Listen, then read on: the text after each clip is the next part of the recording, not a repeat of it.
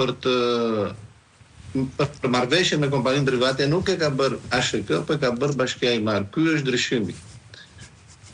Është një kërkesë e gjithë qytetarëve të marrë dhe regjistrimi fillestar, sepse vjet njëllë... Po një sekundë, Beleri, si mund bëhet nga një kompani private ekskluziviteti dhe arsyeja pse ekziston shteti, që është kontrolli mbi territorin dhe një aspekt kaq delikat?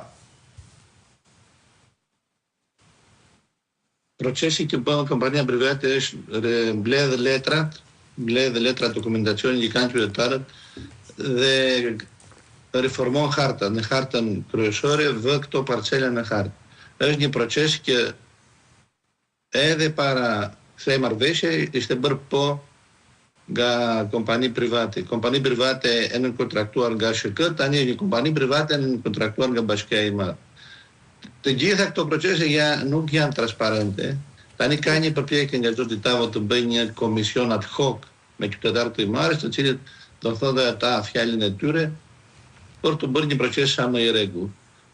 Problemi kryesor është që edhe pse qeveria shqiptare ka firmosur me Bashkimin Evropian që deri në fund të 2028 do ketë mbaruar regjistrimin fillestar në gjithë Republikën e Shqipërisë dhe deri 2030 do jenë ndarë tokat, me të gjitha këto marifete që po bën, nuk shikojmë që ky fokus, ky premtim të realizohet. Dhe problemi që gjelet gjithmonë, problemi kryesor është mos transparenca e procesit. Kjo i bën të gjithë njerëzit të jenë të dyshimtë dhe të mos kenë besim te procesi. Premtimet 5, më tha një qytetar i Dërmiut, me premtimin e legalizimit të shtëpisë më kanë marrë 5 herë votën. Brenda vitit apo? I thash që 2-3 herë akoma do votojnë në jetë, pastaj do vdesi. Domethënë nëse 5 herë ka votuar e ka dhënë për punën e legalizimit të shtëpisë, edhe 2-3 herë mbaron jeta e njeriu. Kjo ishte çik makabër, zoti Beleri. Po më tha që më kanë marrë votën me premtimin e legalizimit të shtëpisë 5 herë. Po, i thonë 5 herë 4, 20. Oh. Ishte 50 vjeç, sa ishte? E qartë. Po, ndërkohë, ka dhe një moment, a mund të jetë kjo një përpjekje e para një skem që do të përhapet dhe në pjesën tjetër Shqipërisë ku do i japim kompanive private fuqin dhe të dhënat krejt private dhe sensitive të kadastrës në kuadër të këtij premtimit që i kemi bërë Bashkimit Evropian që në fund 2028-s i kemi regjistruar gjitha pronat? Dhe sa është probabiliteti që te procesi i regjistrimit të pronave të ndodhi edhe vjedhja e pronave?